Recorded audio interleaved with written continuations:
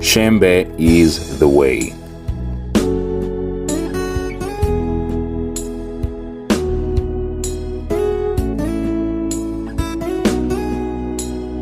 In 1910 came a prophet Isaiah Shembe to KwaZulu-Natal preaching the word of God, healing and performing all kinds of miracles in his ministry.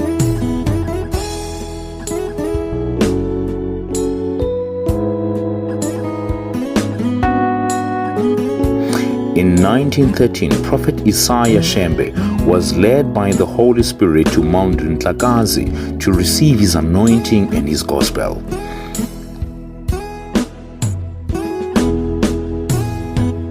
Today, over 100 years later, our prophet Isaiah Shembe has demonstrated that his teachings and his blessings has shown all of us a better way forward.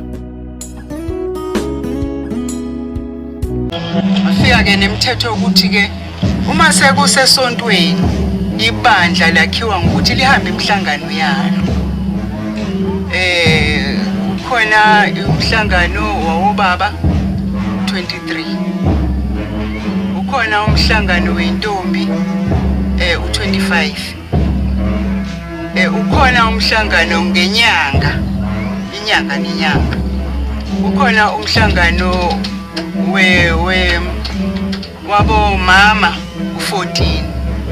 Lemhlangano iuvuselela suke sivuselelana ngemthetho kaShembe asishiyela yona ukuthi uma umama uhamba kanjani, uma ubaba uhamba kanjani, uma uyinkosazana usihlonipha kanjani.